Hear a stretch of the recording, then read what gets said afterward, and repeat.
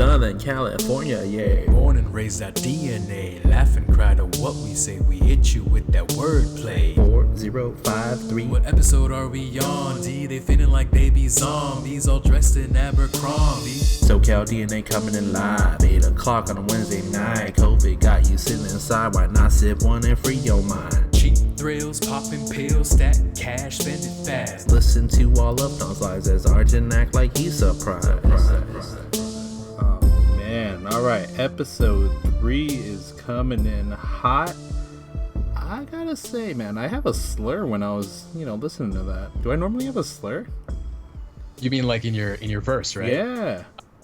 That's actually the reason why I picked that particular take.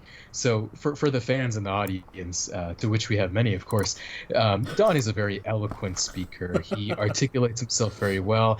He enunciates his vocabulary very, very well. Vocals too.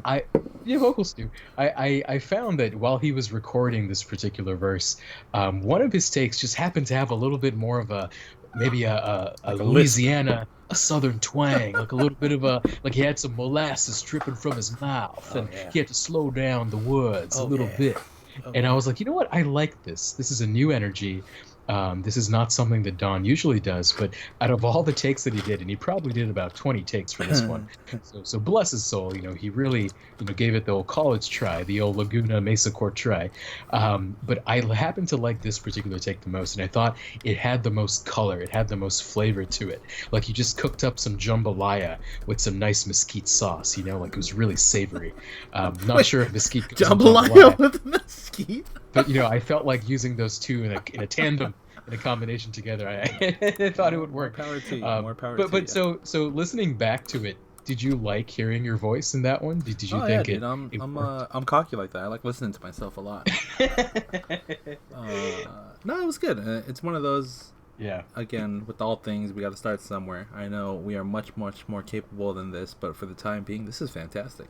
I think so. Like, to be honest, it's actually rubbing off on me too, because I find myself kind of singing along to it whenever I hear it, and even in my head, 8 o'clock on a Wednesday night, and we're close to that today, by the way. Oh, we're a little bit late. Well, we had a little meeting. We had a little business planning meeting.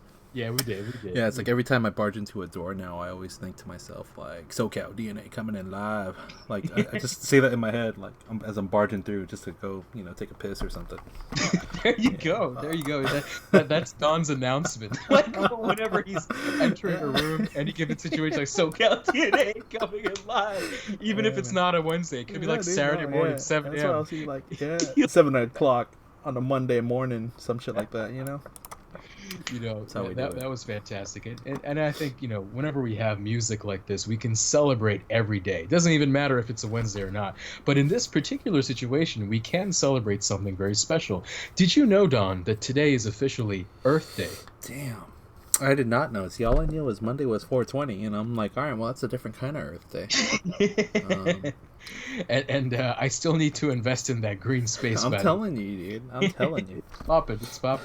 It's funny. A friend of mine actually is investing in Budweiser, and I didn't know that Budweiser was considered to be a green space company, but it is, because they're actually working on some new libations infused with THC, infused with marijuana, and that counts them as part of Yahoo Finance's watch list for the green space. Sure. At first I thought it was like an April Fool's thing. Like when I saw it on April 1st, actually, surprisingly, Budweiser was listed. I was like, oh, okay, Yahoo's trolling us. They're putting Budweiser, a known, Anheuser-Busch beer company, part of this list just because the acronym, the ticker sign is BUD. But no, it's legit. They're working with, I think, a smaller company starting with a T. Tilia or something like this. I forget the exact name, but they're working on some infused beers. So yeah, I think it's a perfect space for them. I mean, it's another road that a already successful company can take to diversify their own product offerings. And I think that's something we could talk about for a little bit, man. Just not to stray away from the whole Earth Day thing. Not that I care. But I was reading. See, I want to flex a little bit, man. Like I was reading. Yes. What was it? Entrepreneur? I forget what the magazine. Okay, by the way, ladies and gentlemen, Don shouted out Bloomberg last week, and now it's Entrepreneur Yeah, Magazine. man. Yeah, no, I was Wow. reading about Entrepreneur, right? Okay. On the cover, I knew I had to get through this issue as soon as possible because on the cover was none other than Dwayne the Rock Johnson. Ooh.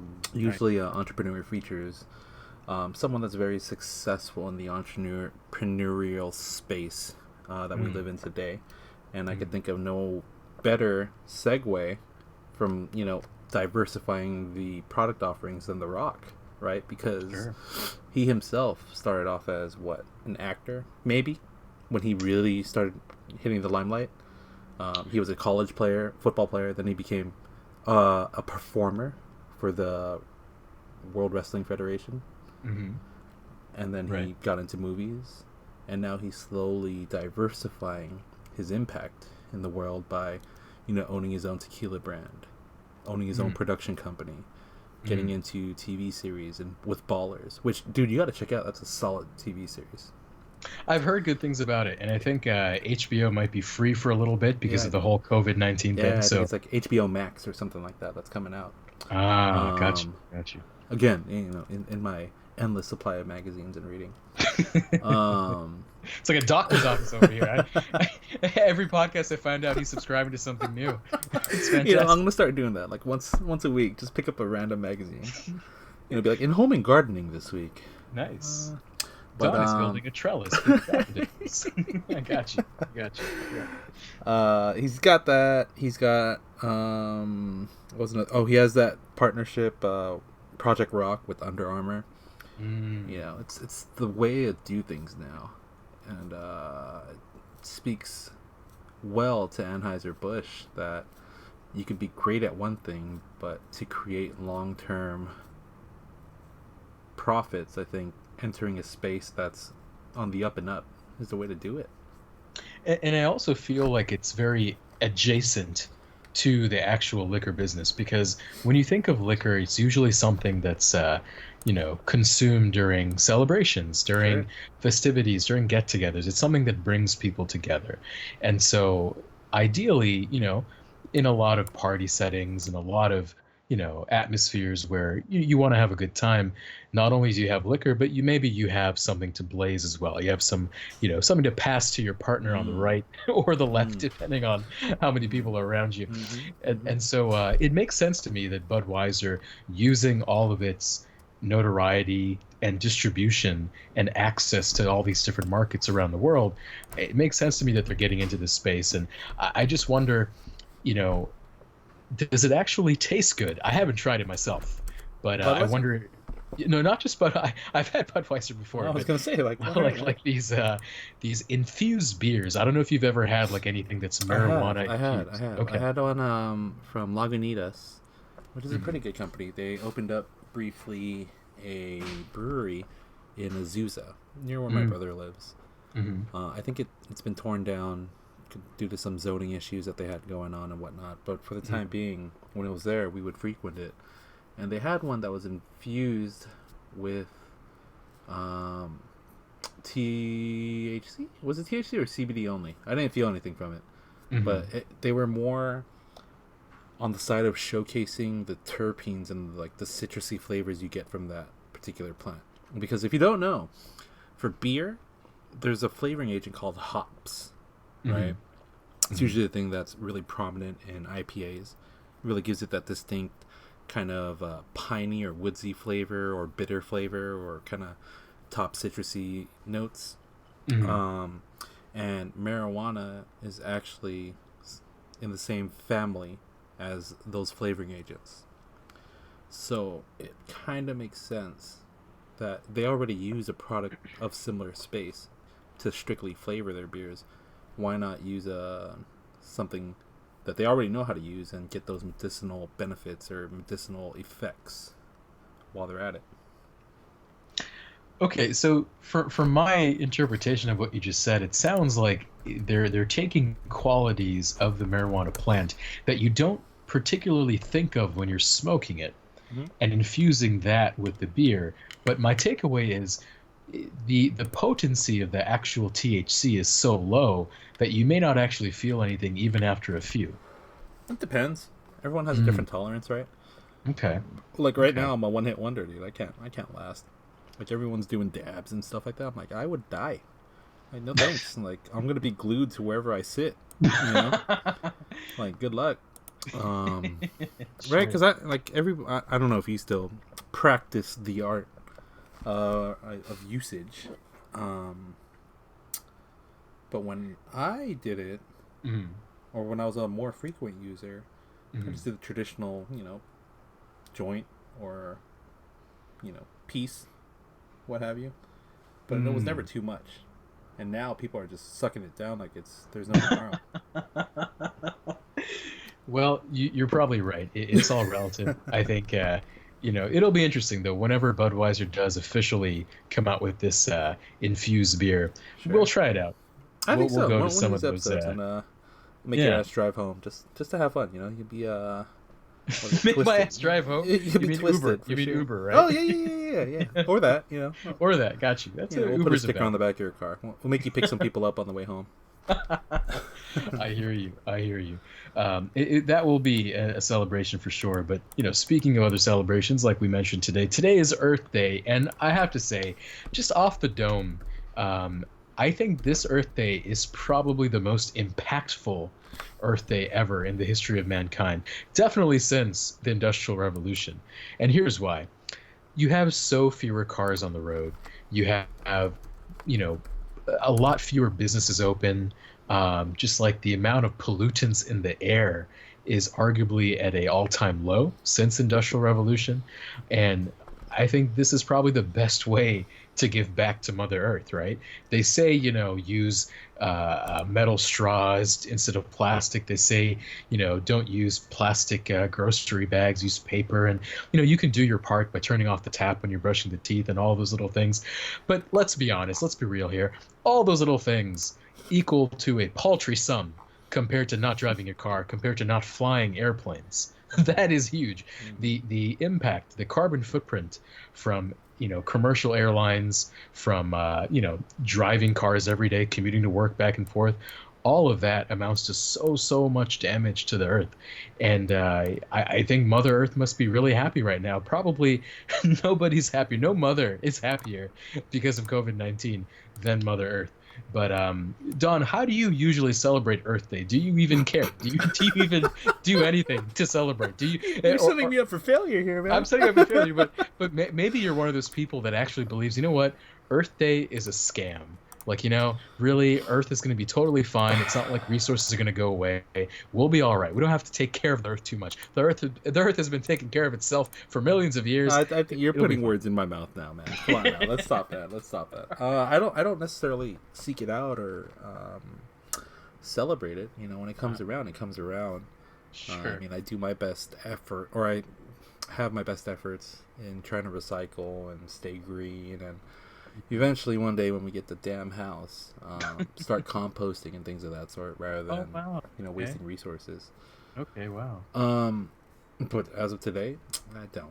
I mean, I'll cheers. That's what. Here, let me do a little sound effect. There we go. Cheers to Earth Day. Um, but it's not Uh, like I go out of my way. I mm, think it's very good to at least bring exposure to it, because I think we eventually will deplete Earth's supplies and resources. I mean, there's a finite amount here on this planet, and I mean, how much oil is left down there in those shells? oh, there's so much oil now. We have a surplus. I I'm get sure it, you I know. get it, but I'm saying eventually, once we Oh yeah, burn through all of it, I of mean, how course. much is all of it, right? Sure. Yeah, I think what oil went down to like negative 22 cents a barrel the other day. I think yesterday. That was ridiculous. Yeah, yeah. A lot of people are losing their jobs too.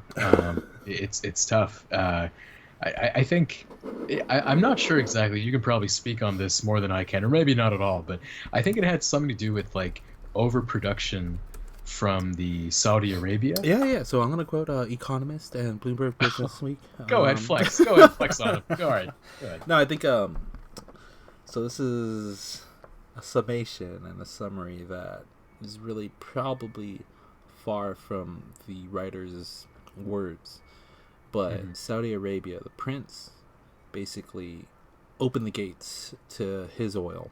And as you know, in the Middle East, they have huge amounts of oil reserves that they can tap into and eventually impact the market however they see fit.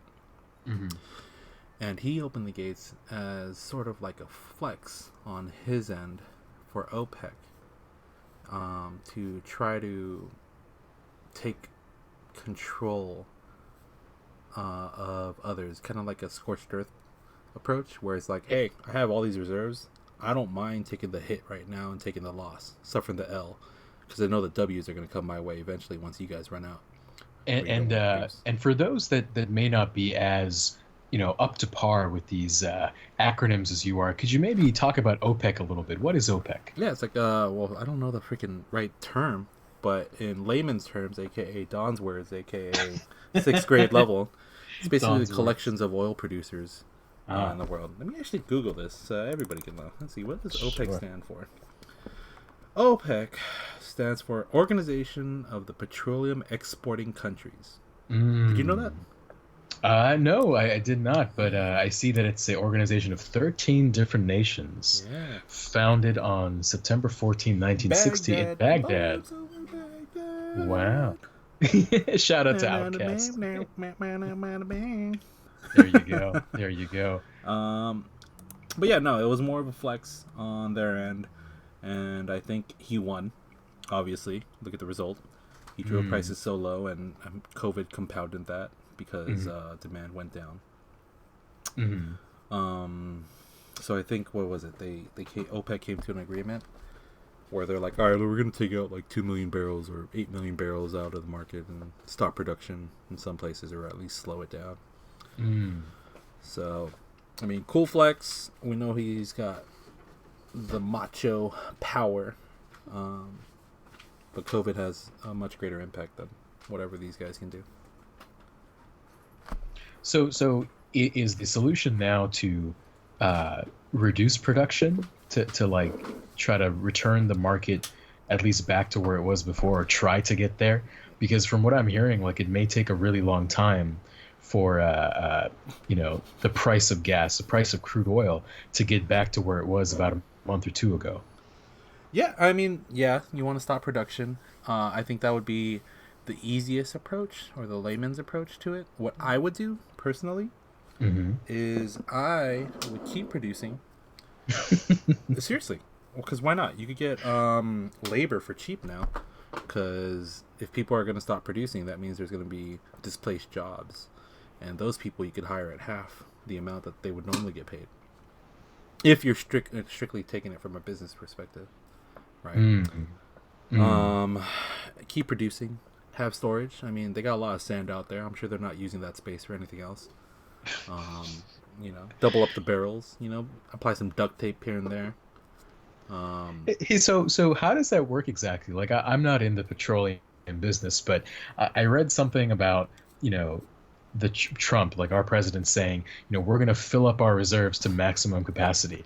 Well, what does that really mean? Like, where are our reserves, and how come we can't just create more capacity? Like, how come we can't just create more space? It's space, man. It's just space. It's raw space.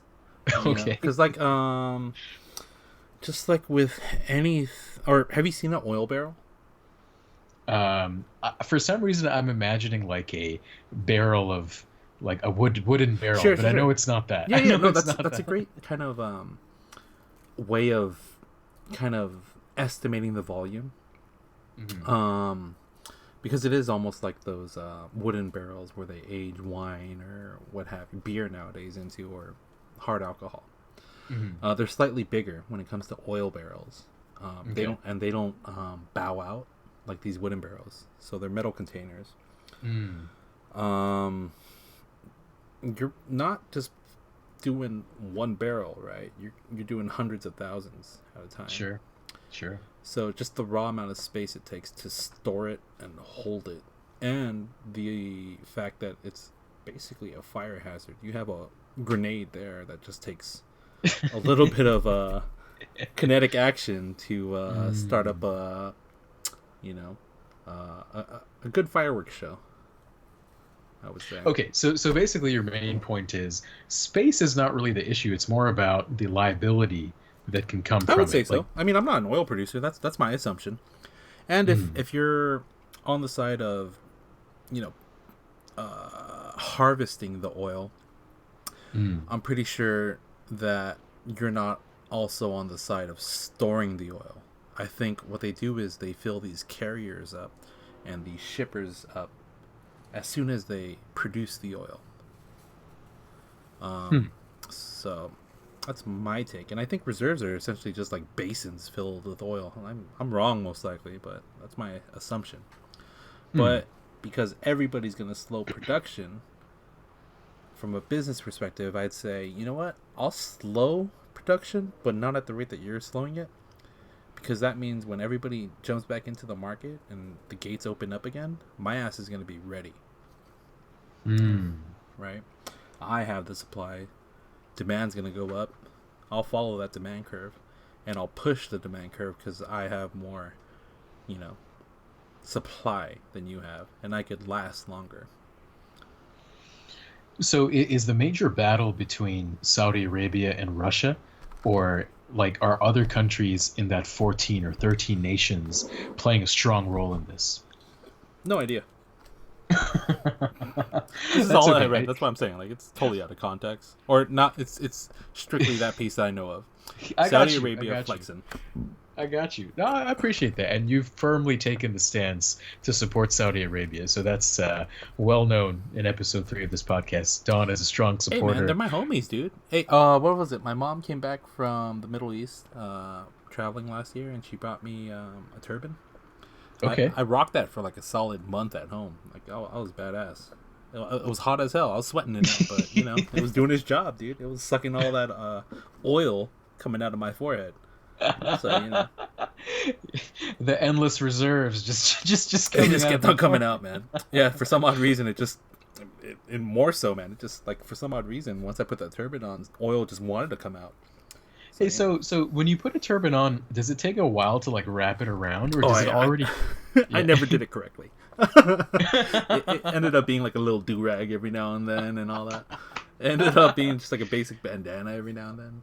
My mom showed me how to do it correctly, and it's very difficult, but I could understand why they do what they do.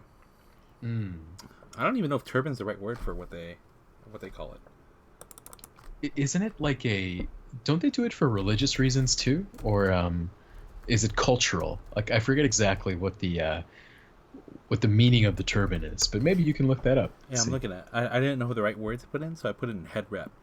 I was gonna put in turban. Let's see. It's called a gull.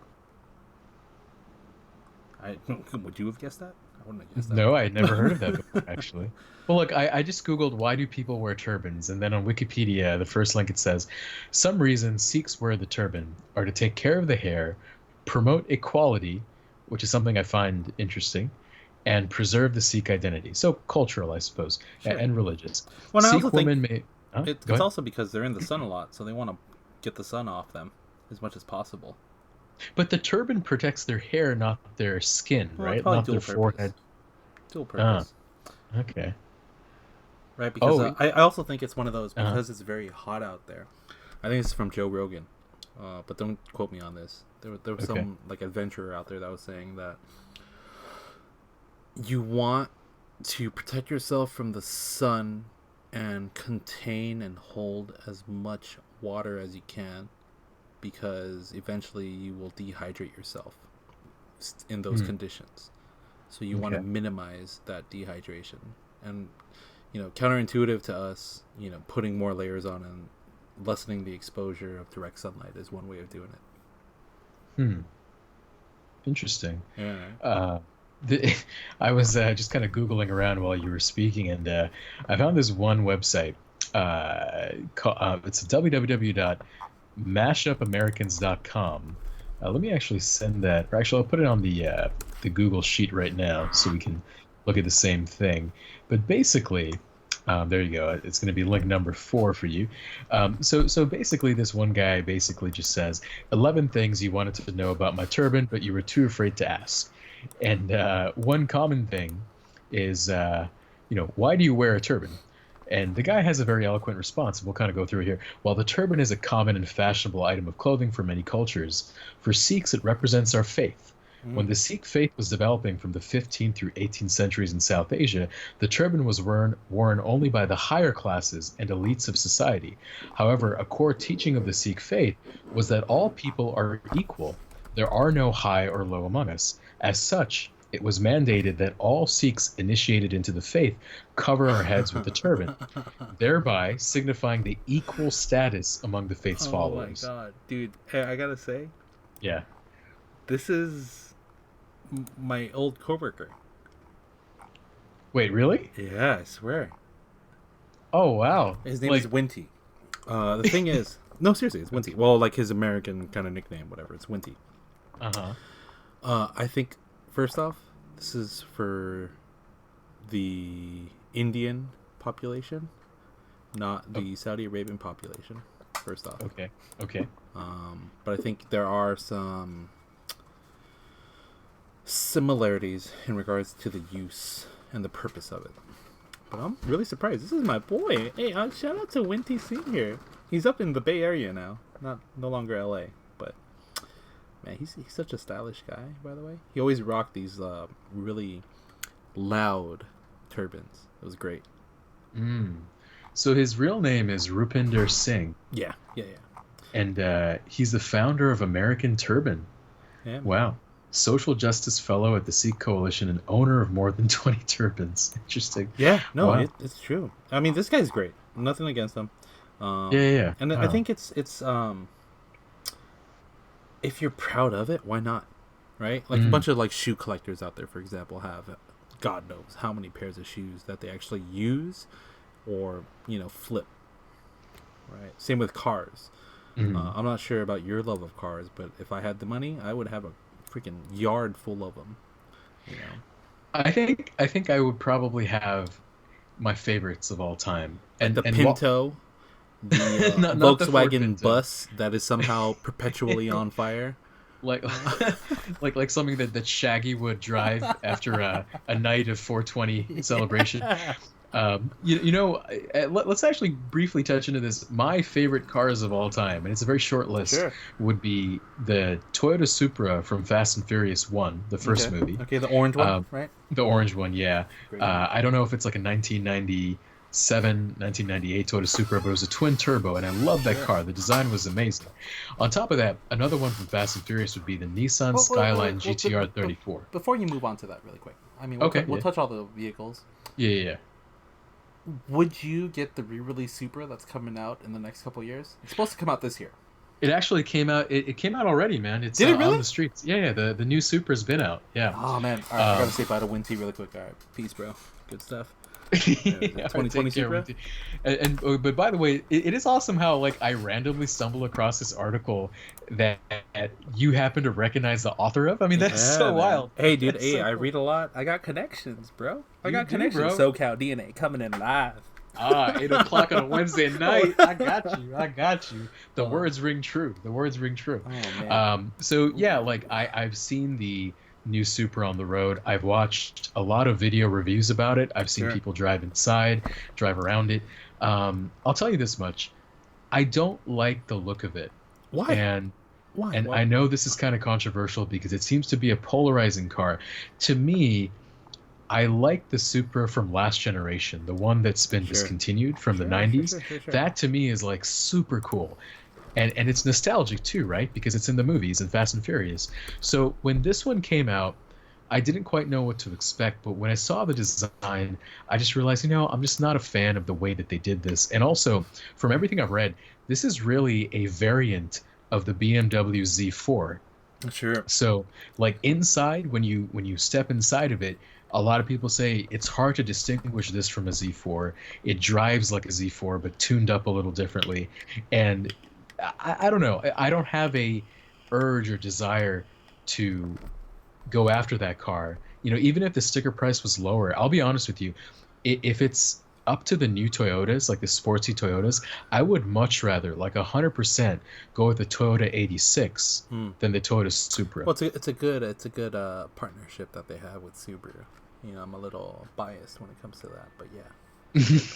That's right. You got the SUV, right? The Subaru Yeah, I SUV. got the Forester, bro. I got the Oh Forester Sport. man, That shit's great, the man. Sport Edition. I bet you keep it Oh in yeah, Sport dude. all the time, Oh, dude. huh? Hey, so there's this one hill called Turnbull Canyon. Whenever Okay. we go house shopping, and I have to, take that route instead of taking the Yeah. freeways around it, my ass goes through it.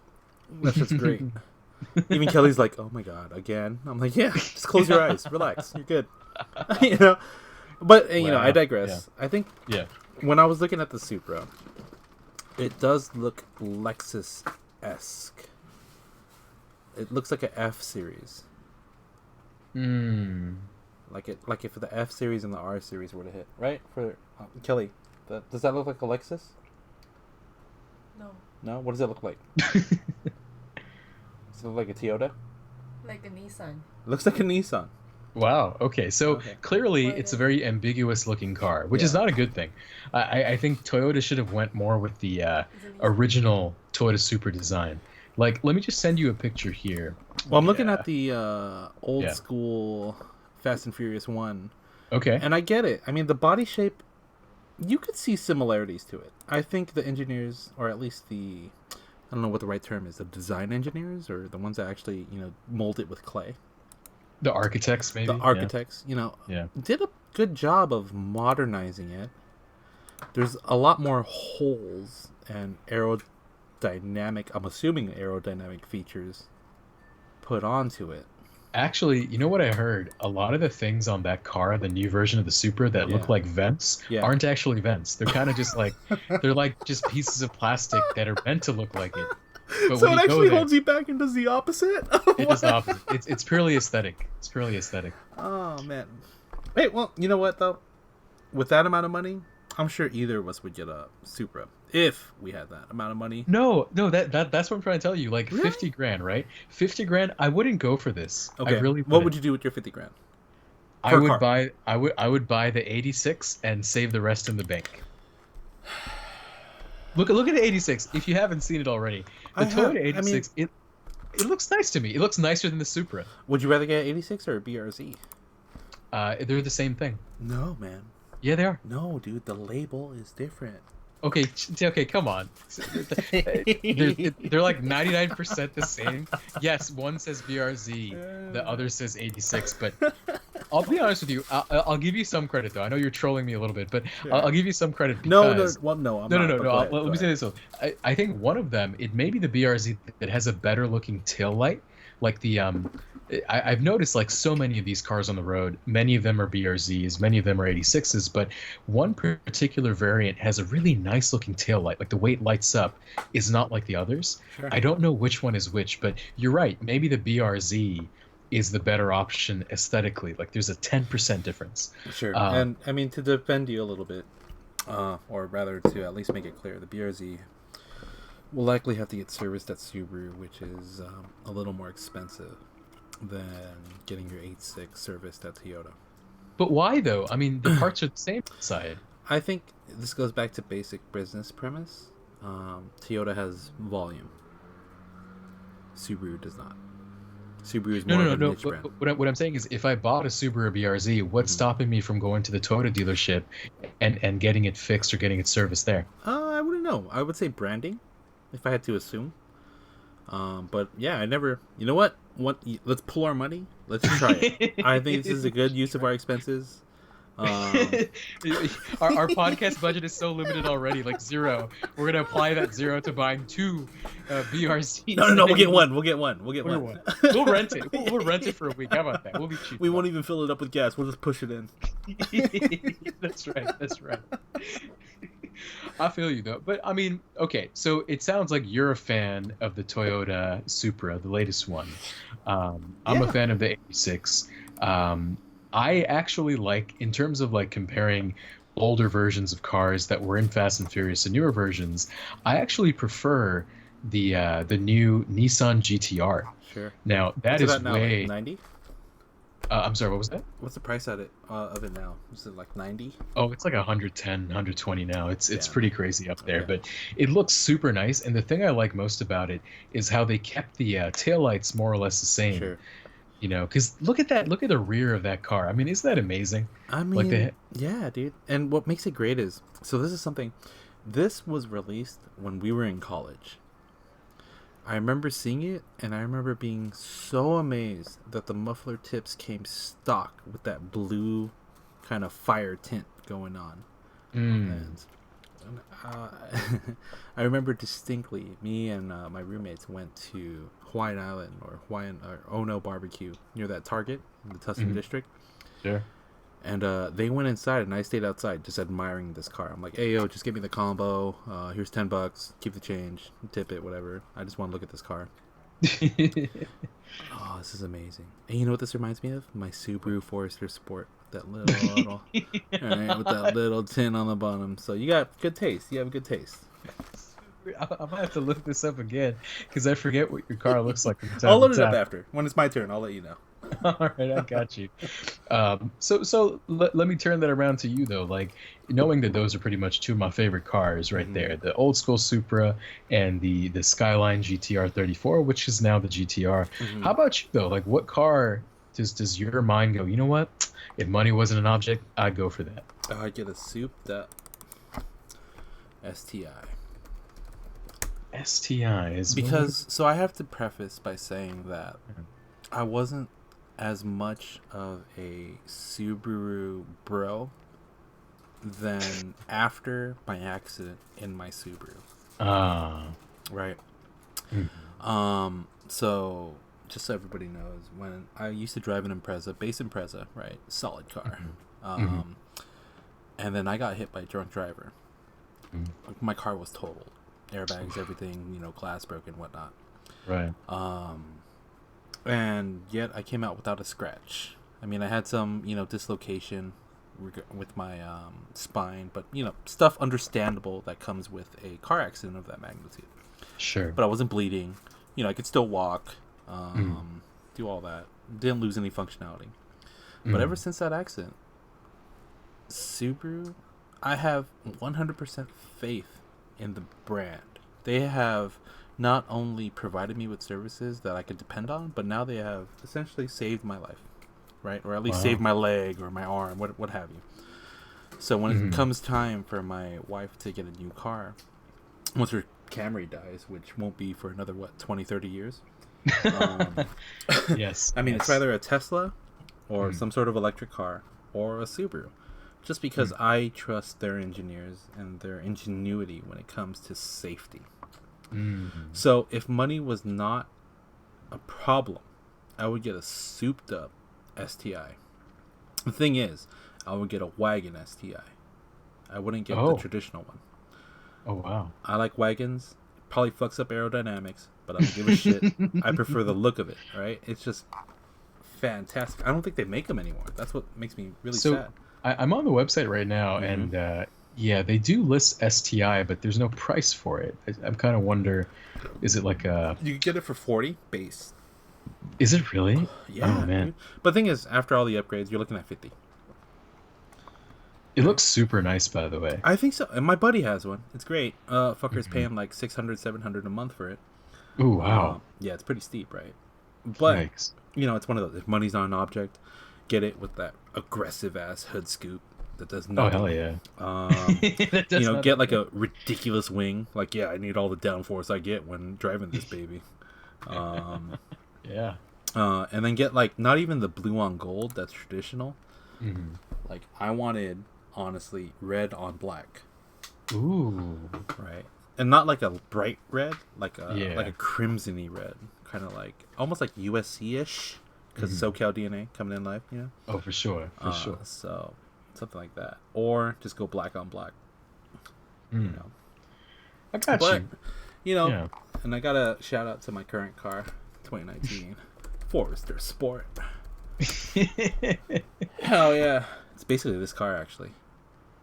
Oh man, this car is ridiculously awesome and fun to drive. It's like driving an Impreza or a WRX, but much bigger. I'm a little scared it's gonna tip whenever I push it, but it always sticks to the ground really well. Mm. But yeah, man, if money is not an option, or sorry, not a problem. Not an what the object. term I is. got you. Right? I got you. Something like that.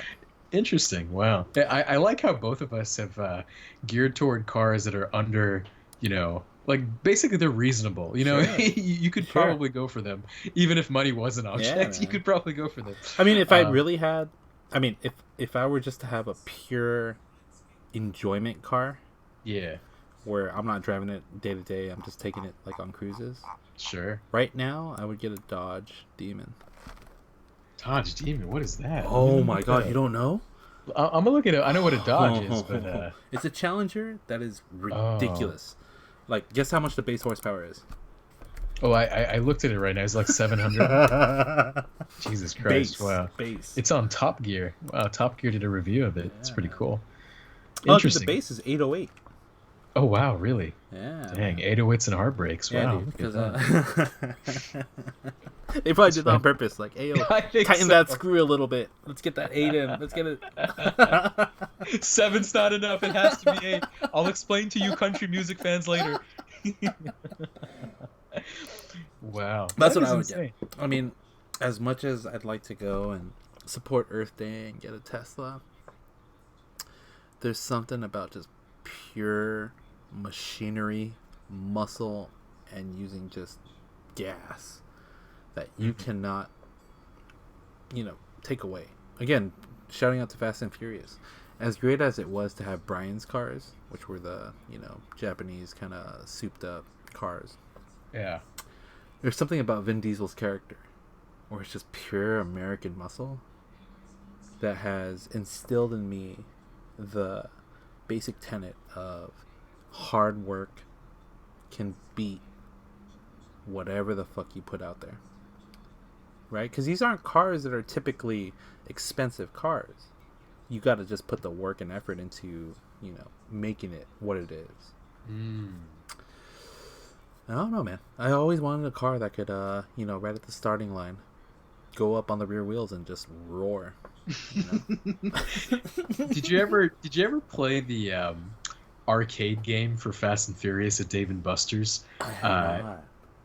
I think we have, right? We both have, we? and I feel like we must have. Like freshman year, there must have been a time when we went Sure. and we tried, and there was actually a power up for one of the vehicles where if you double tap the gas pedal, your car would go up on 2 wheels, and it would give you like an engine boost. It get you going for like 10 seconds or so. But yeah, I mean, it's an exciting feeling for sure. Sure. And even just to envision it, and I understand it's a great point that you made, and it's kind of a kind of true for a lot of things in life too. Like Sure. you don't know what kind of hand you'll be dealt in life, but it's the way you play it. It's the effort you put in. It's the work, the more work, as Kobe would say, right? Was it different animal, same beast? If you have that effort, that mentality, you can be that beast. You can be that animal, whatever lane you're in. Oh, yeah. And this Dodge Demon, my goodness, it looks like a beast for sure. I can see it dude. probably. Hey, but I gotta take a step back. If it were really up to me and money were not an option, what I'm showing on my screen right now is what I would get. It's a Mercedes G-Wagon. Oh, let me see. Thing is, it's a 63. Thing is, this sucker is a beast. Like, no one's gonna fuck with you if you're driving one of these. You know, I have to say, like, for the longest time in a lot of hip hop songs from back in the day, they used to say, "Oh, I'm in the G-Wagon." I thought that was just a cool way of saying, "Oh, I'm in the gangster ride." No, but dude, this is a real car. Yeah, dude. The G-Wagon typically looks like this. It's great. It's a great car. I see it every now and then when I'm in the Asian hood. Right? They got these on lease, right? Okay, got you. But this is some basic shit.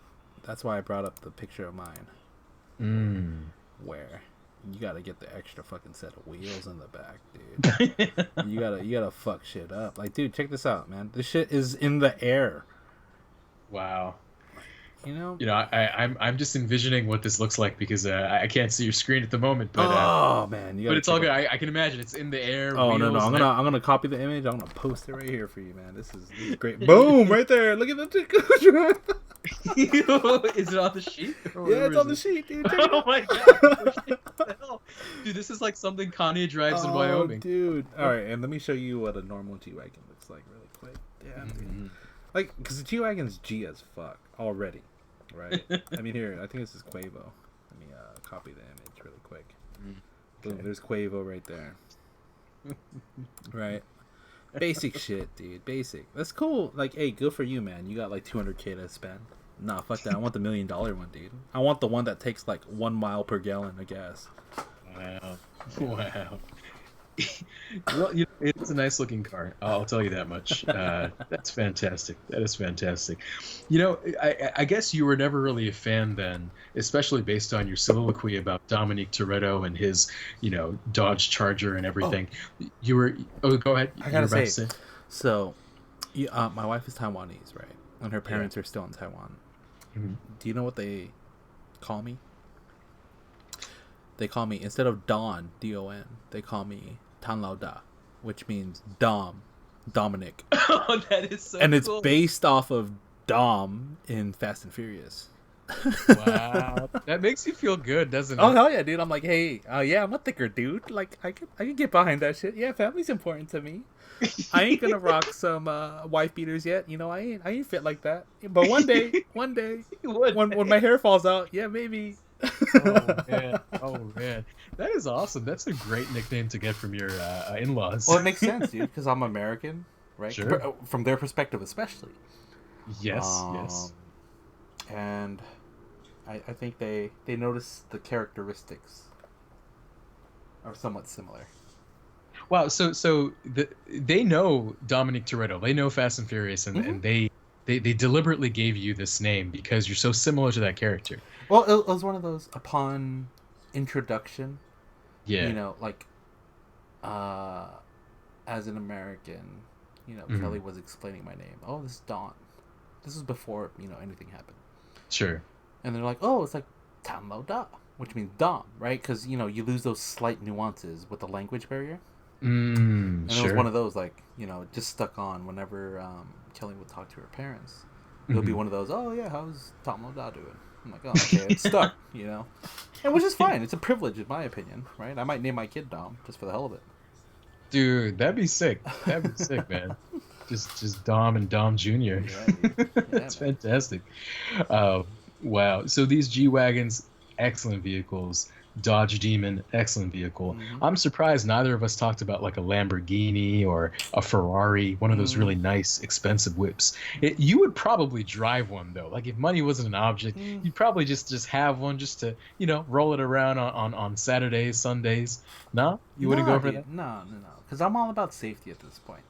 Ah, family man. Right? I got it's just one of those. Like, I'd rather have a vehicle that I don't give a shit about how fast it goes. Okay. I care about, if you hit me, I'm not getting hurt. like go ahead, dude. But a spike comes out, it's like one of those alarm systems. Instead of like a honk, like, fucking a spike shoots out and hits you in the eye. Like Man, this sounds like your post-apocalyptic car driven by Bugman D and Banana Man. Like it's just a tank rolling around. You gotta get like that little cow thing on top, the cow prod or whatever the thing that trains have in the front. Yes. I feel you. Yeah, man. Wow. Well, what would you get? What would you get? The Bugatti? Would you get? No, I don't think I'd get a Bugatti, but I always thought it'd be cool to like at least test drive like a Lamborghini. I've seen them pretty much everywhere, especially starting in like videos and whatnot, music videos, TV shows, and movies. And I thought, hey, as an expensive supercar, it would be cool to check that out sometime.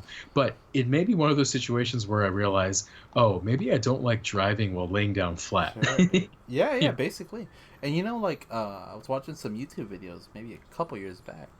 Yeah. But there's only so many mechanics that can do it, and the amount of times that you have to change the oil on those suckers is ridiculous, man. Ridiculous. Like it makes sense if you have money to spend and you want to use it to like burn, 200 miles on. But then after that, you got to get the oil changed right away because the way that you're driving it, of course. Right. And the amount of stress that the engine is taking on when you're, really gunning it. It just doesn't make sense to me. And granted, money's not an option, but I'd rather have this sucker of a tank, basically, going around like, hey, you want to race? Cool. Like, go ahead, try to lap me. You know, your car's stopping right there, and then I'm just gonna cruise through. You know. I feel you, man. I guess it's a, beauty is in the eye of the beholder. Sure. I think it's really cool to me that you're actually genuinely a fan of Subaru and a fan of these kind of muscular type of vehicles that are heavy duty, Hell but yeah. they're going to last you a while and they're good bang for your buck. You see countless videos of spoiled kids driving their Lamborghinis into a pole or crashing them within minutes of getting them on delivery. Mm-hmm. And you're not going to see that very often with a G-Wagon with four Oh wheels no, or with it's extra going wheels. straight through a house and on the way home. That's what happened. It could probably tow a house as well. I feel you. Well, speaking of Fast and Furious, I don't know if you've seen the movie called Hobbs and Shaw. Oh, You remember that one? I have. See, it's one of the. We used to have the AMC StubHub stuff, or we still have it, right? But Okay. COVID-19 theaters are on lockdown. Got you. So got that was you. one of my choices because Kelly and I kind of give up. Like, all right, what movie do you want to watch? It's your turn this week, or something like that. But yeah, I feel you. I did see Hobbs and Shaw. It's So one of my you might. guilty pleasures. I feel you. You might remember that the villain from Hobbs and Shaw was Idris Elba, Sure. and Idris Elba, he played a pretty good villain. I think. I think he was like kind of superhuman almost, right? Like he had some like serum inside of him that made him do things that were pretty crazy. He could calculate where punches were coming from and dial up everything. But at the end, of course, spoiler alert, he was terminated by I guess the villain of the upcoming Fast and Furious film.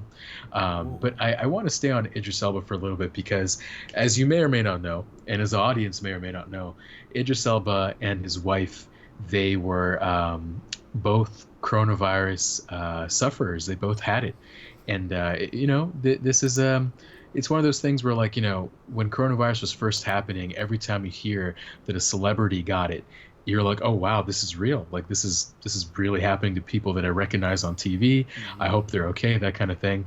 And this particular article that I found, written by Amy Johnson from Yahoo Celebrity UK on April 20th, 2020. Basically, Idris Elba and his wife, I guess Sabrina Elba, they're all recovered now, but they talked about how scary and unsettling and nervous the whole experience was. And he believes that moving forward, every year there should be a week where the whole world quarantines to kind of remember this feeling, remember this time. And I just thought to myself, okay, that's an interesting concept. I do understand that in life it is important to remember things, especially very impactful, life-changing things. But a week is a long time. And also, do you realize how much impact this whole thing had to the global economy?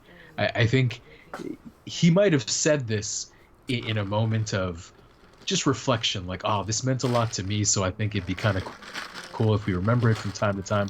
But he couldn't have been serious, right? I mean, what do you think about that? Quarantining a week a year for the whole world just to remember COVID-19 season. I think just based off of that. Sorry, I had to mute myself, by the way. Oh, People were you that are coughing up watching a the storm? video. Yeah, dude, I like swallowed wrong.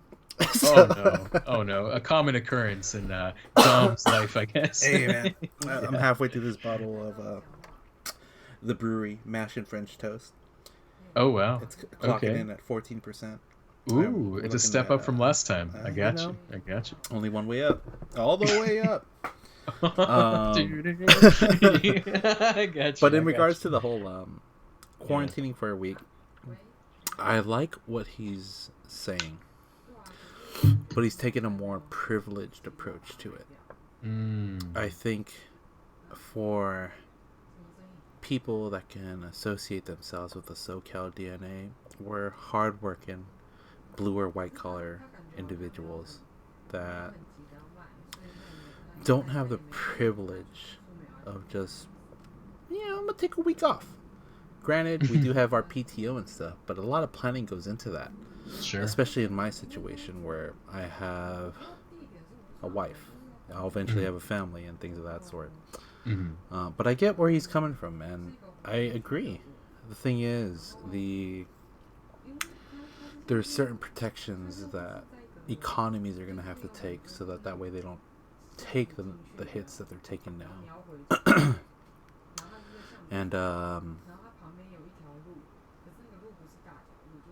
ideally, it makes sense. I would love for that to happen because there's a lot of introspection that happens that's forced upon you if you don't already do it during this quarantine time. The thing is, I just don't see it being feasible for the whole world. For many reasons, right? Income, number one. Economies, number two. I mean, boredness would be solved because it's just 1 week. Right. I mean, I think a lot more people are supporting restaurants now and other businesses and things of that sort. But because this is going to become a yearly occurrence, I don't think that sort of altruistic... Did you hear that cat? There's like a cat fight going on outside. I don't think that altruistic approach will happen if it's sort of like a yearly mandated week off. But maybe yeah, I feel you. I think a lot of people would kind of take it as a vacation and plan to have a getaway somewhere, maybe take their whole family and stay there for the week while this is happening, if it were to be a real thing. But I agree with you. I think it's easier for Idris Elba to say something like this if he kind of ignores the plight of the people who are without work, who are trying to make ends meet, who are living paycheck to paycheck. But from like a pure standpoint of what his mind is thinking, I think a lot of us can relate to how it is important to remember events in life. Like, for instance, I think in the UK, around the same time every year, they basically wear these red poppies. Okay. There's an organization that sells, like, I guess, plastic versions of red poppies that you can put on your shirt or your suit jacket, and it's a way to basically commemorate all the UK soldiers that lost their lives in World War II.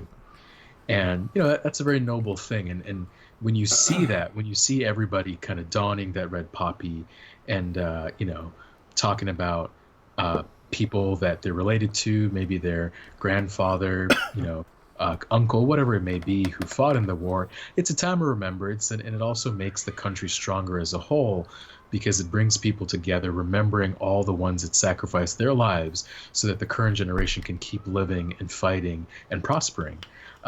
So in the same way, I do understand that Idris is basically looking at this quarantining experience, this lockdown experience, as life-changing for many people, including him. Like, I'm sure him and his wife going through it made him kind of change the way he views life. Oh, for sure. Maybe, it changes how you prioritize things in life too. You care about the connections you have with people, the limited time you have on this world. And I think moving forward, it makes you realize all those petty conflicts, all those little things that was eating at you at the end of the day, or that build in the back of your mind, none of that really matters. What really matters is, the people you care about most in life, your family, and, moving forward with them through thick and thin.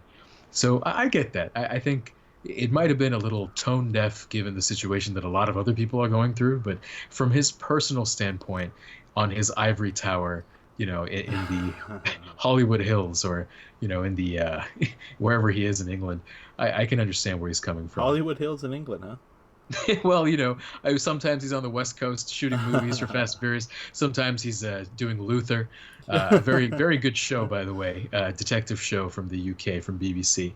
But he's on both ends. He's on both sides of the pond. Sure. Now, with COVID-19, though, I'm sure we can go multiple different ways with this, just like how the coronavirus, apparently, according to Alex Winston, from the Jerusalem Post on April 21st, 2020, the coronavirus has mutated into at least 30 different strains, according to a recent study. And essentially, the long and short of this article is that, certain strains that were very common in China are also common in the West Coast, like California, Washington, Oregon even. But other strains that were very, very abundant in Europe, Italy was super hard hit, Spain as well. Those strains seem to be more popular in the East Coast, like in New York. So it's interesting that there's different mutations of this, and I'm sure this is just how, virology, the study of viruses work, right? Eventually, viruses will adapt, and when they get transmitted from, human to human, they will find ways to adapt and, mutate in different ways. This is probably nothing new. But I wonder, and I would like to get your expert medical opinion on this, Dr. D. Do you think the approach of world governments, of health bodies, health organizations across the world should change, given how there are multiple strains now, and maybe they have different symptoms, maybe they have different impacts? What's your take on that? Yeah, I mean, if mutations happen, which they're bound to happen, right? These are, depending on who you talk to, living organisms that adapt. And because it's shown that it is adapting and kind of changing its makeup, so to say, the best approach we can take is the one that we're taking now, which is that of social distancing and the whole stay-at-home approach. You have to minimize the exposure you have to those that are potential holders.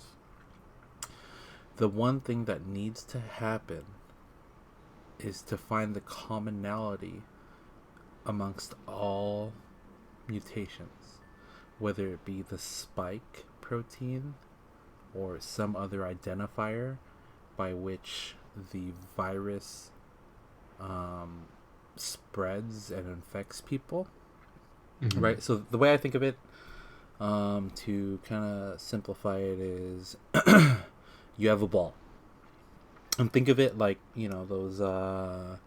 those balls you play at with the beach where there's Velcro on a paddle, and then there's a bunch of little hairs on a tennis ball. And you throw it to each other, and the Velcro will catch a hold of the hairs around the tennis ball.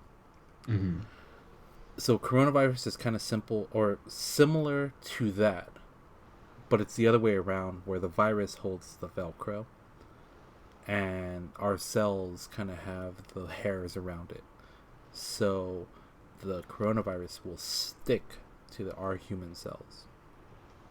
Right?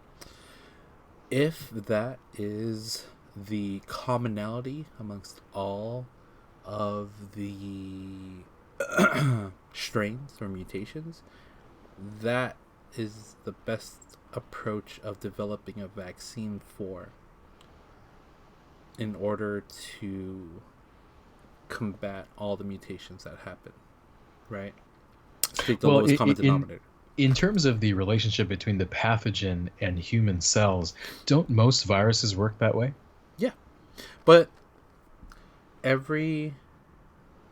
this one is particularly different because of these spike proteins. Their methodology of entering the human cell is well known compared to others. So, like, not all viruses have these spikes. Not all viruses have these M proteins. Or identifying the actual RNA in it and identifying a way of sticking on to that certain code, right?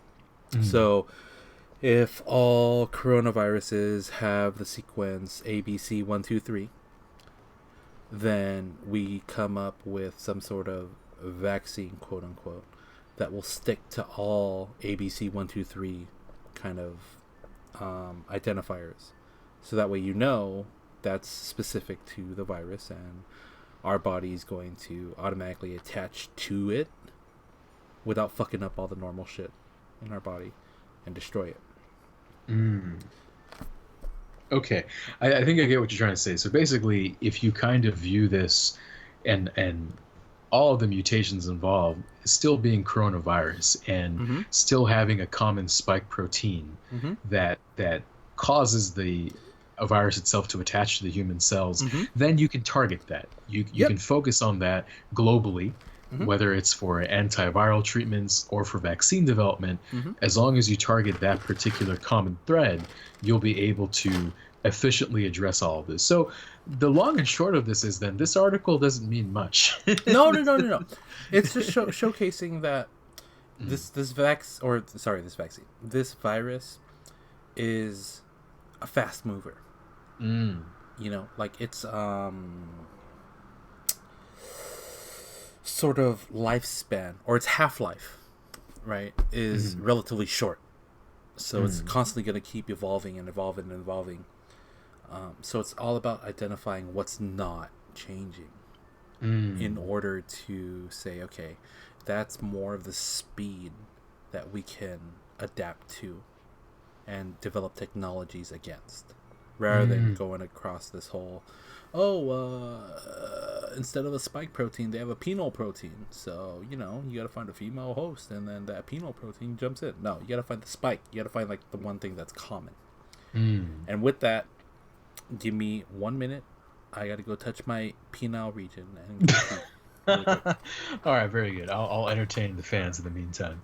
Wow, that's interesting. A lot of times for people in the audience, I like to get Don's perspective on, different things when it comes to epidemiology, virology, or, any kind of health condition that the world is experiencing. And of course, with COVID-19 season, there's a lot of that to go around, right? We can talk about all the complications that may come from COVID-19 cases, including pneumonia, including, nerve damage. Some things are irreversible. But I like to get Don's opinion because, he doesn't mention this all the time, although I do tend to bring it up in different podcast episodes. Don is a very well-learned individual when it comes to the medical field. He spent a number of years researching, studying in school, and discussing amongst his collegiate peers medicine, about biology, about how the human body works. And so even though that may not be directly what he's doing now, he still retains a lot of that info. And it's even more compelling now because since Don is reading so much, as you guys know from the last couple of episodes, reading Bloomberg, reading Entrepreneur Magazine, 5 or 6 different books at the same time. He's also listening to multiple podcasts at the same time.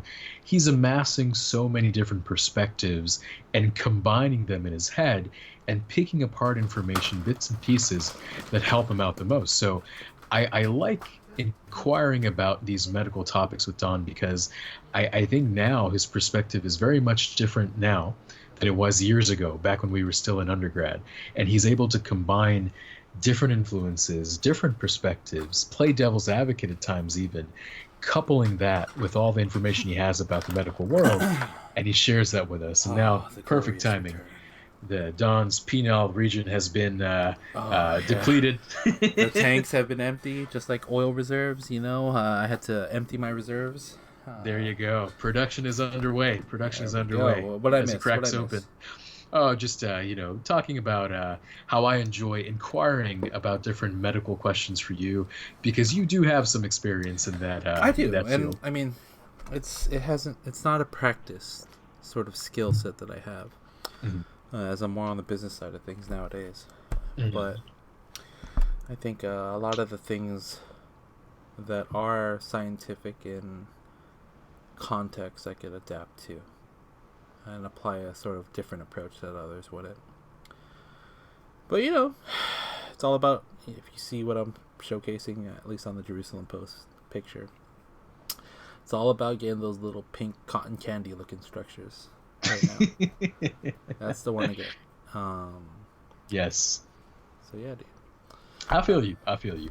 And one of the things that we've touched on before in this podcast, and I probably mentioned this in passing when we were talking about conspiracy theories in general, but apparently there has been one that has gotten tremendous amount of steam. What is it? Well, it is something that my landlord, believe it or not, told me months ago, probably 2 months ago. She said, Arjun, did you know that the coronavirus actually leaked from a government facility in Wuhan? And that leads me to this article I found from Sarah Zhang and Linda Liu, published on April 21st, 2020, from the South China Morning Post. And basically, they discuss this Wuhan lab conspiracy theory that simply will not go away. Now, in the interest of full disclosure, my landlord told me this months ago. I don't know where she got this from. Maybe from her, church people. Maybe from her relatives. I'm not sure, but it's true that this has been going on for some time. This conversation about this Institute of Virology, which is just miles away from the wet market that supposedly everything started from. This institute leaked some, virus that they were working on, and some employee there gave it to, I forget if it was a she or a he, but their significant other, and then that person went into the wet market, and then it went on from there. So I'm not sure if this is actually true. I still have my doubts, but the fact that the media, and especially when it gets to the highest levels of government, when Trump even talks about this to some extent, certain states like Mississippi are even going out of their way to sue the Chinese government and to litigate against them. I'm not quite sure how that works, by the way, when a state goes against a world superpower like China without the help of the federal government. I'm not sure how that works, but it's just interesting to me that this theory, this suspicion has gained so much steam, and obviously China has outright denied this. China's claiming that we have to go by the facts, we have to go by the scientists, and there's no clear evidence that there's anything remotely close to this happening. I think the general consensus is this COVID-19 was transmitted from a bat to a pangolin, which is kind of like I guess a rare Pokemon in China. And, Master Balls only. The Master Balls only. That's right. If you have 50 Ultra Balls, you might get it. Might get lucky. Nah, it might run away, man. It might run away. Don't risk it. Don't risk it, man. Just save him. So yeah, apparently that's how it got transmitted, and then it went to a human, obviously, at this wet market. That's what people are saying. But Don, what do you think about this wild conspiracy theory? Do you think there's any merit to it?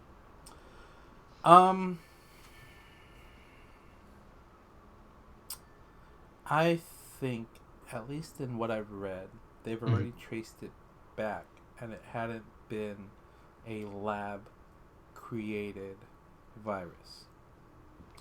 Now, to play devil's advocate, how are people able to deduce that the lab did not source the virus from an animal host?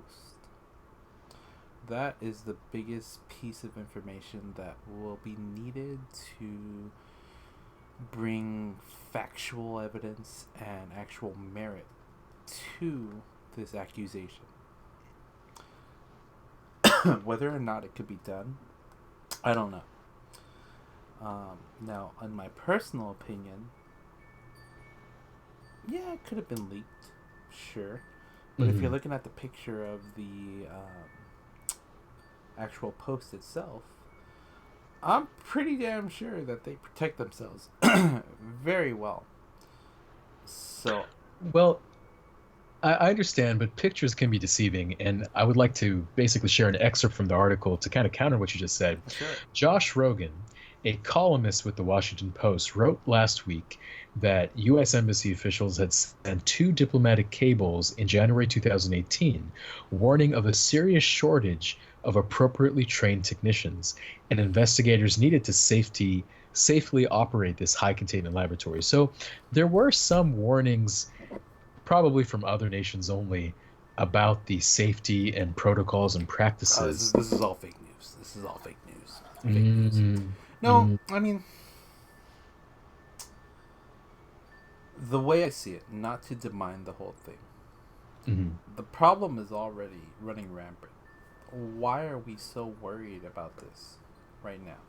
Maybe it has some long-term implications that we could instill some measures upon to prevent, or it could bring light to an even bigger subject when it comes to how certain countries are preparing for future pushes of power. For lack of a better word, I'll stay a little cryptic on that as much as I can. I don't know, dude. Like, even if what you said was true and it was an accident and it wasn't planned, I don't think we'll ever know. And to sort of dwell on this while people are dying, I think it's not a good use of time. Personally. No, I understand, and I think you're not alone in that boat. I think a lot of people would say, instead of playing the blame game now, why not deal with the crisis at hand? Dude, unloading the tank, man. This is tough. That little walk got my blood flowing a little bit, and Okay. Well, it's always good to get the blood flowing, I guess, at different times of the day. I will say that, I agree with you. There's no way of knowing what the truth is at the moment. What I worry about, though, is the idea that this could happen in the future, right? Yeah. And I think when we kind of recover as best we can from COVID-19, sure. I think world governments, UK included, US included, will probably want answers. Will probably want more detailed reports and more than anything, more transparency from the Chinese government. Sure. But as you know, as we all know, that may not be something that is likely. Yeah. I mean, it shows in the data of the actual reported cases of it, right? Like what? Last week they reported no new cases, and then a couple days later, like, oh well, actually, we did have some more cases come up. Our curve hasn't flattened that much. Yeah, I saw that. Like they revised their statistics by like 1,500 deaths or something. And I thought, oh wow, that's a lot of people. Yeah. But even beyond that, like, did you hear? I think it was just the other day, last night actually, that I saw this breaking news. They said that the first the first supposedly confirmed cases in the U.S. actually happened earlier than expected, and it was in California. Really? So it was in like early February in California where like the first people died due to COVID-19, but they were only able to find that out through, I guess, autopsy and whatever other diagnostics they had to run on the bodies more recently.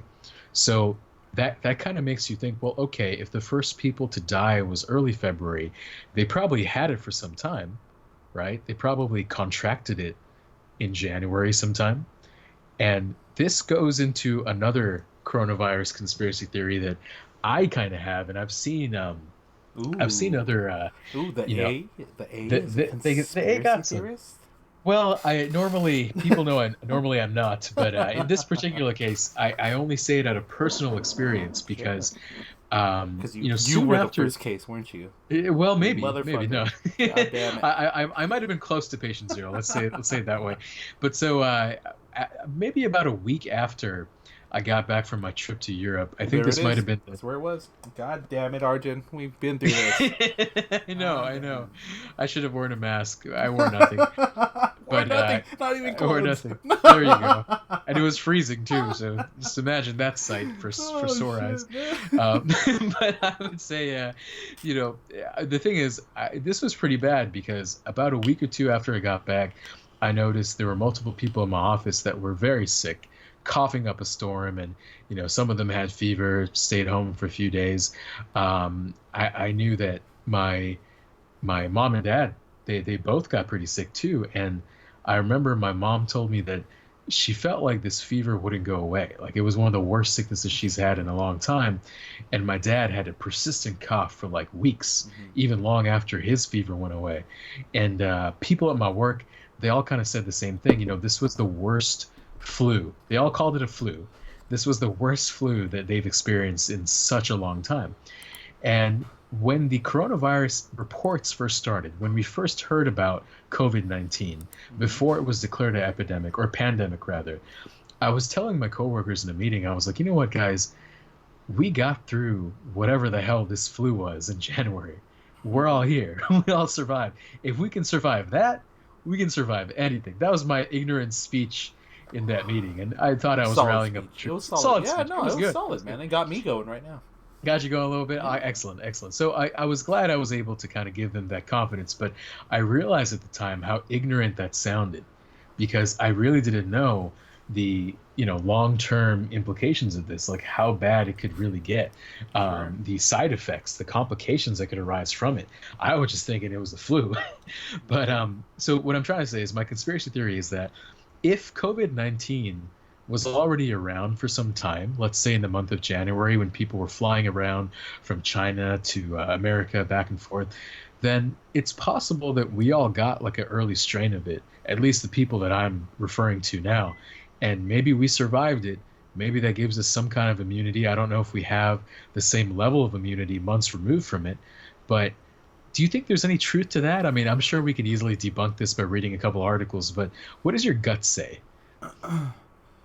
My gut says that people are applying today's ideas to yesterday's truth. Mm. So I think,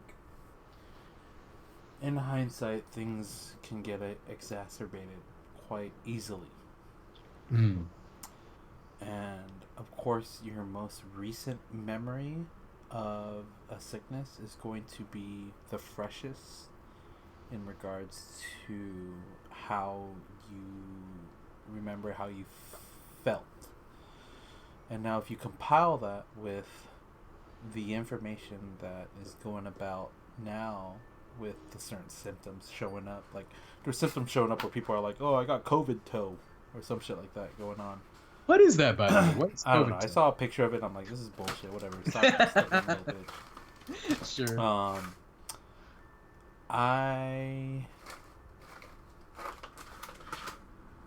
believe, and it's true because we last spoke about this in the last kind of excerpt or last chapter of this podcast. In mutations. So it could have been COVID. Could have been. I have COVID. We'll never know. Mm. So I don't want to pay too much heed to it, just because, I mean, it's hearsay at this point. There was no tracking, there was no testing, there was no application of testing done to identify whether or not it was at the time. Mm-hmm. Except for that one case where they've done autopsies, according to Arjun. So, could it have been? Yeah. Do I think it was? Maybe. Mm. Do I worry about it? Nah. Yeah. I like that. Very black and white. I appreciate that.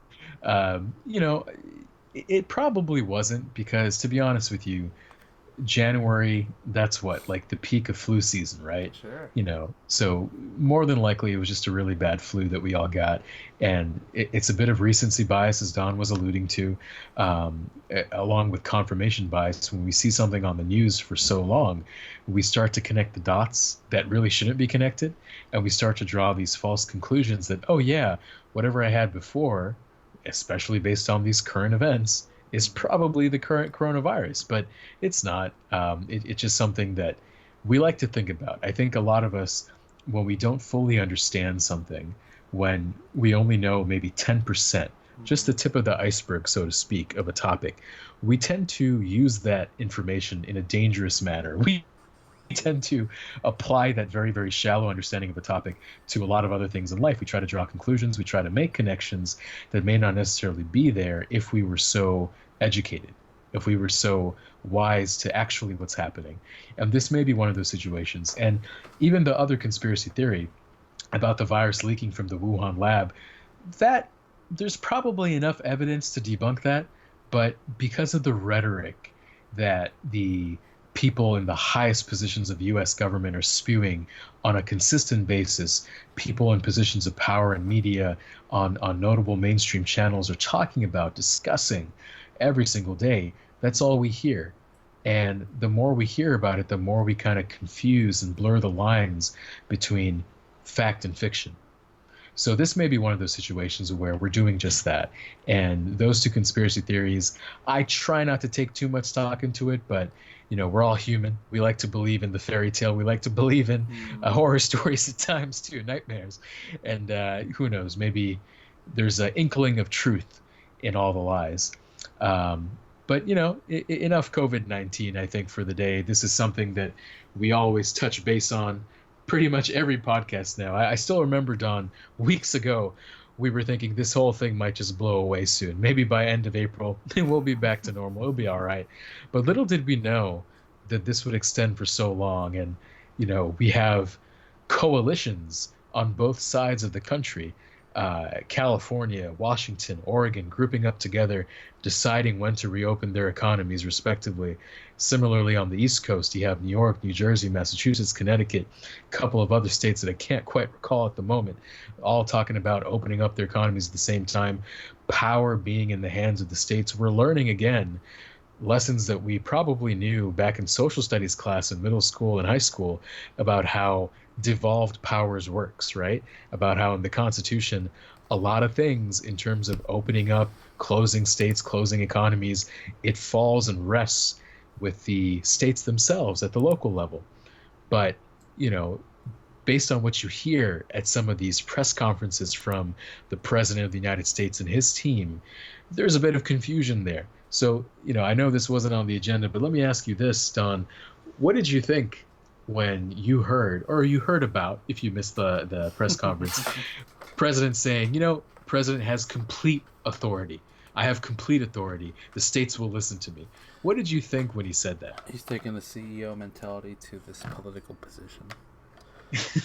That's what it is. That's all it is. And then I think afterwards, some of his aides probably briefed him like, no, what you said up there, like, yeah, you're kind of true, but if we read this book called the Constitution, and not really. I think he is trying to inspire and lead by example in a way that he feels is best. Whether or not we agree with it is totally up for debate, right? But if I take a purely neutral perspective, I would hope as a citizen that the president kind of has that power, because I see him as the figurehead, the leader of the free world. So I would hope he would have some sort of influence at the very least. Now, one thing though, Don, I remember before you said the leader of the free world was the Pope. So have you changed your mind that the leader of the free world is now? Did I say that? Are you sure? No, let's run that back. We'll address it next week. We'll run the tape again. But basically, I was actually the one that told you, oh, hey, isn't the leader of the free world a president? And you're like, what? No, nobody says that. Like, what? I don't know. We're gonna have to look that up. Maybe we'll look it up later. But sorry, I'm go about ahead. like 7/8 through this bottle, so my memory eludes me. All good. Go ahead. But what was the initial question? I'm just thinking about the Pope now and how I need to like bless my future house, dude. I'm scared of ghosts. Just have like a big old Filipino fork and spoon in there. Oh yeah, dude. Yeah, man. You'll be all right. But no, the original question was basically like, how do you feel about Trump kind of saying complete authority? But you went into it. Okay, so he was obviously being a CEO. Yeah. He was taking a business approach as the leader of a business in, having the majority stake in the company, when we know that the president doesn't have that much authority that he had claimed to have. Do I think he was wrong in doing that? No. Because as I said, I think in prior podcasts, I think a president's role is to inspire. So I think what he was trying to do was bring some sort of calm, we got this under control sort of attitude. And I will do what I have to do as your leader to take care of this situation. Now, if we look at it from an educated perspective, a lot of people can say, oh, that was dumb of him to say. Right. But again, Yeah. taking the perspective that says the president should be the main source of inspiration, good for him, man. I wish I had the balls to say that, in front of so many cameras. I guess one of my guilty pleasures is kind of watching the highlights of these press conferences. Sure. Only the Q&A session, by the way. I don't care for the prepared statements, which are largely the same every day.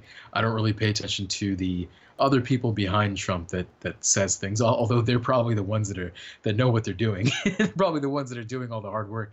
But I look for the highlights mostly in form of entertainment, and I can't help but notice how we talked about this before, but Trump is always defending his own image, right? Defending against the media criticisms. He always feels like he's being treated unfairly. And I think even though he knows that he doesn't know everything about the world. He knows that he doesn't know everything about he does know that, but the thing is the projection that he gives, the impression that he gives people is that he is supremely confident. He knows what he's doing. He has the right people working for him. He has the right information. He's making all the right calls and he's doing all the right things. And he refuses to kind of acknowledge that things aren't working out as he would like them to have, right? He refuses to acknowledge that, and he tries to prop himself up. He tries to show people, you know what?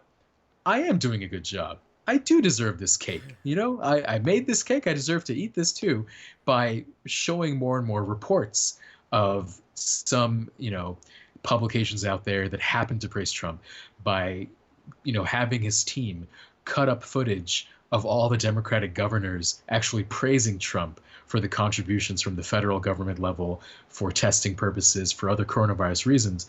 And this is happening on a far more frequent basis than before. Before, he didn't really do this. He didn't really show video clips. And one in particular that stuck to my mind, he was showing this clip of, I think, Governor Cuomo just talking about his, I guess, a good relationship with Trump, like certain things that Trump did that really benefited New York. And as soon as it was going to get to the really impactful part, the clip kind of cut off, and Trump looked around. Trump was like, "Oh, they haven't shown the rest of it. The good part was coming up. We'll get back to you guys. We'll get back to you guys. Give us some time. We'll get back to you guys." Like, this is a priority for him. And sure enough, 20 minutes later, he comes back to the podium and he's like, "All right, we have the clip now. We have the full clip. Let's watch." And I just thought, like, that is such an immature, childish thing to be focusing on,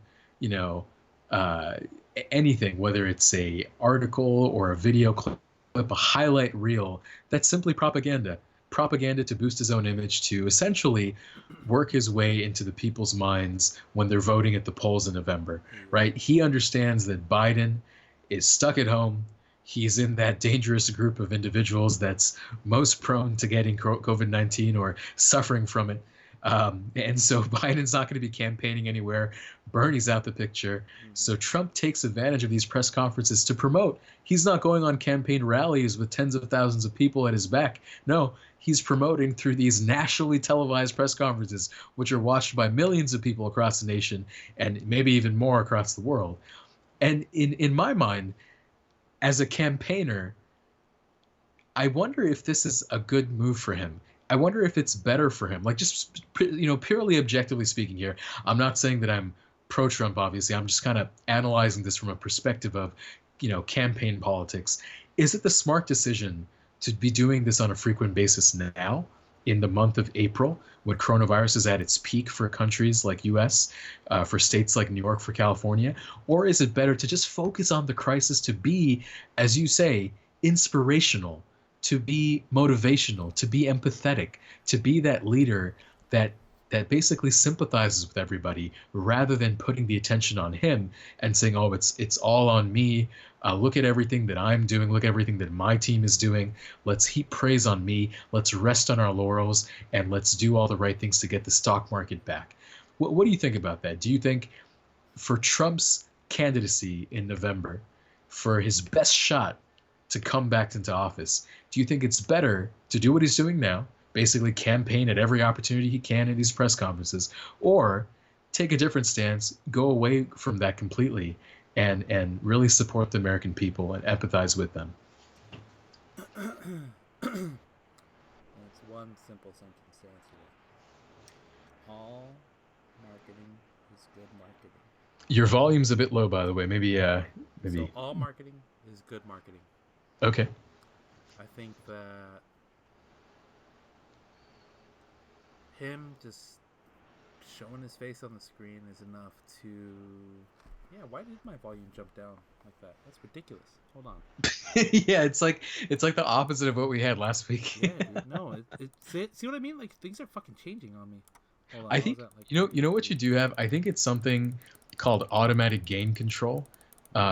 It's something that is taking over your mic's gain intermittently. Maybe if you're quiet for a long time, it changes. I don't know. All right, hold on. What about now? No. Test. All right, what about now? It's kind of better. It's better. But not it's there. better now. It's better now. Yeah. All right. Dude, that was super odd because my ass was on the phone looking for a PlayStation.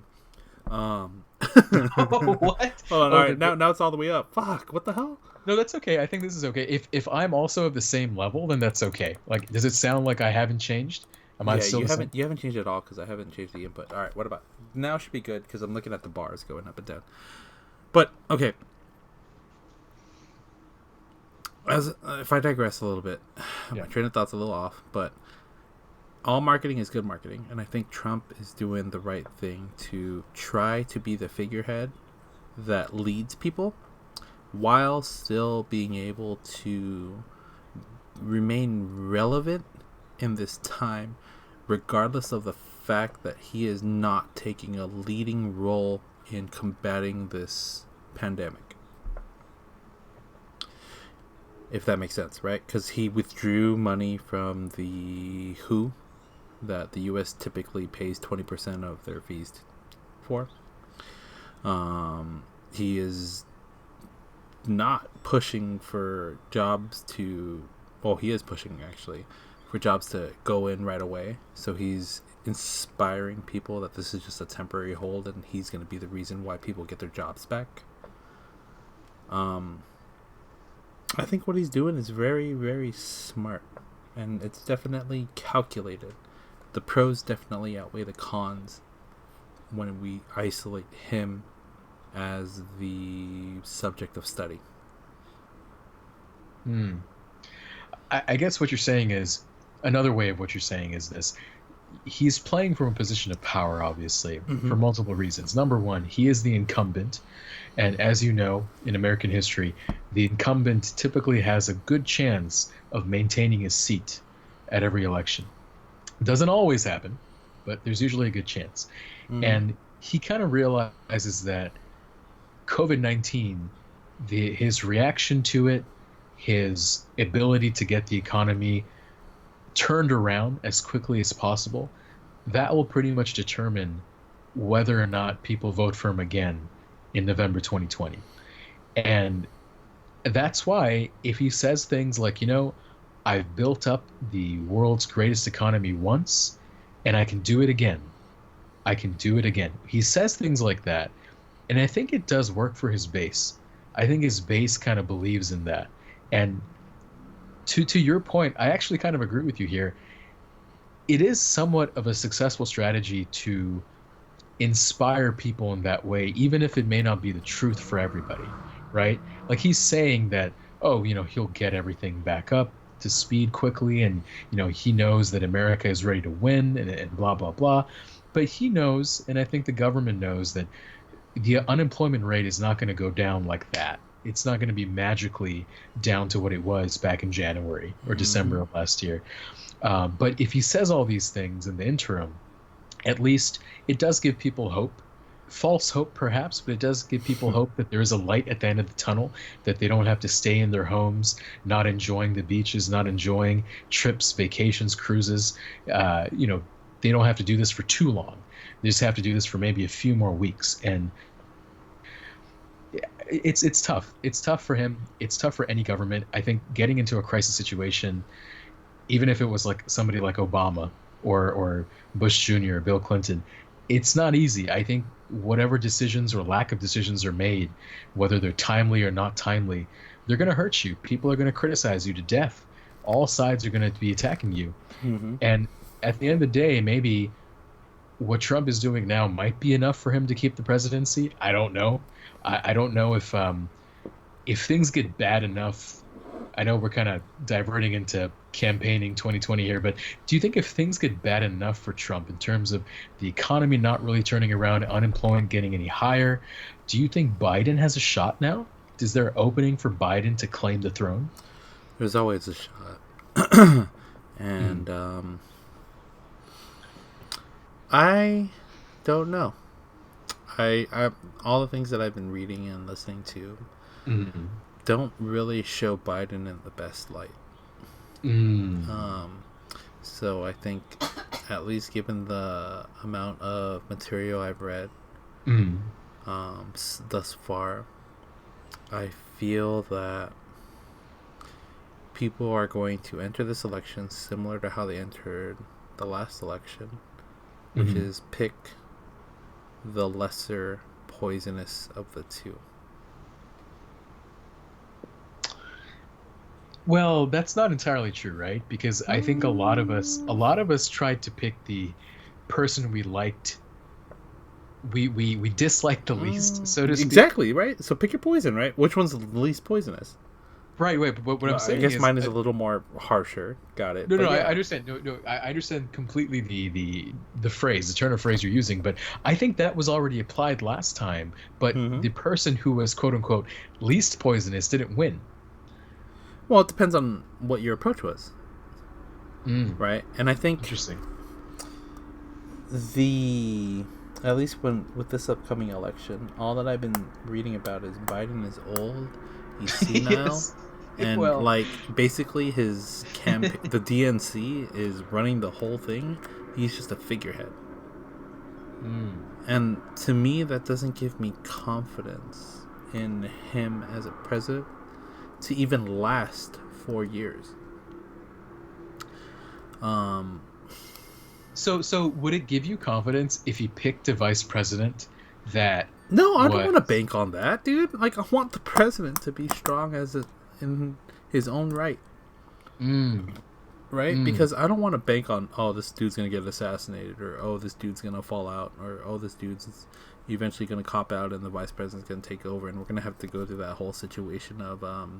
designated survivor. Yeah. Oh, by the way, I finally knew the reference you're talking about because I was on Netflix the other day. I was just kind of flipping around to see what they had, and then I saw something that caught my eye. It said the designated survivor with like the guy from 24, and I was like, oh, this is what Don was talking about.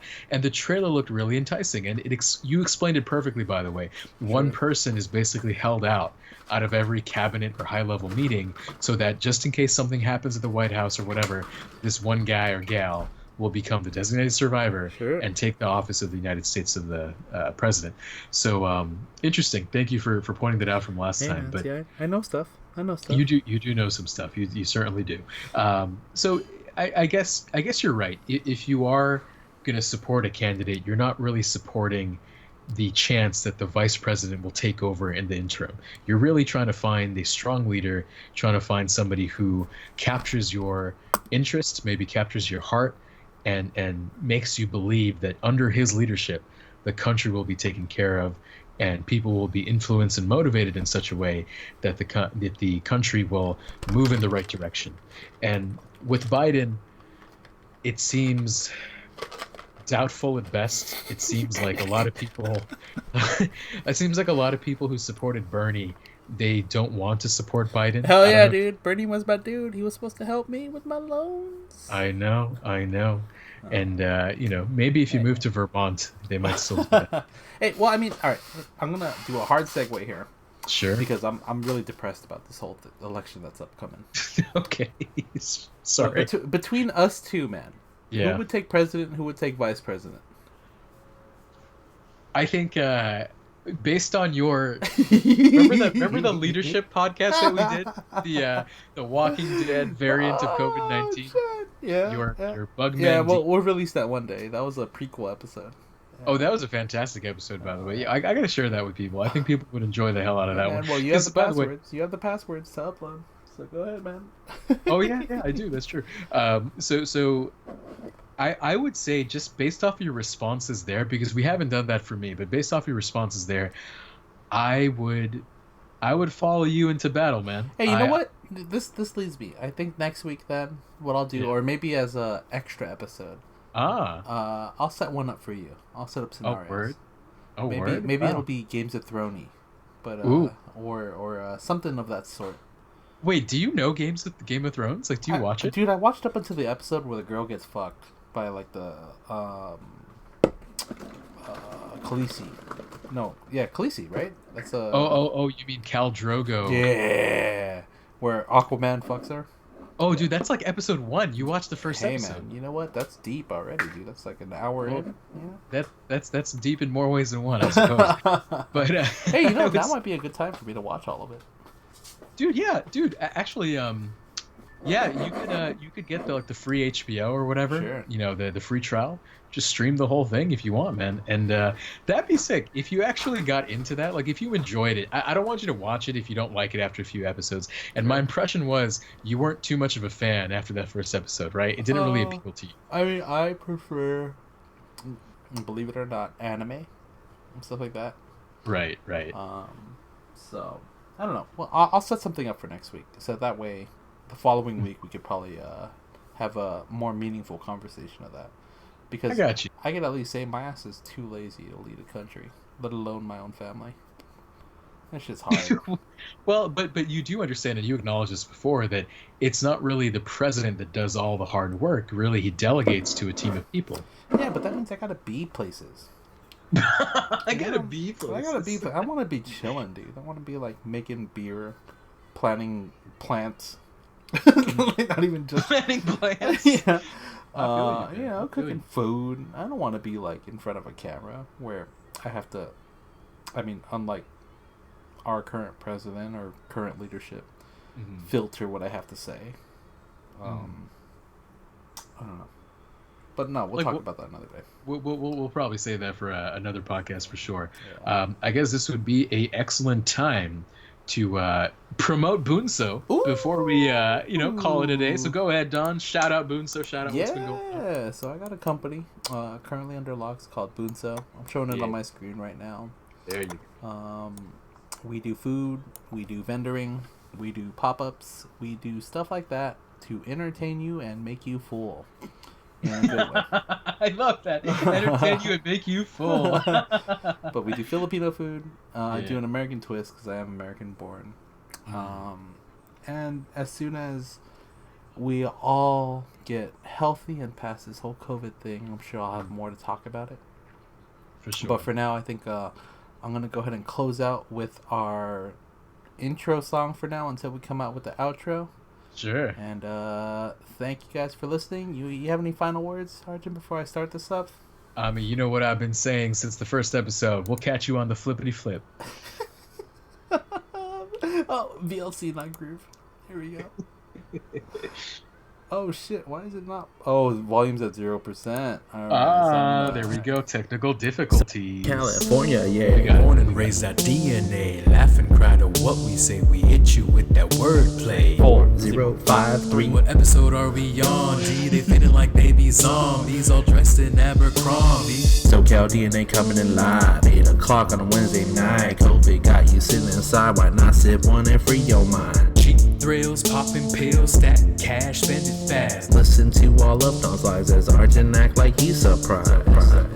Thank you guys for all listening. Till next week, this is DNA signing out. Peace.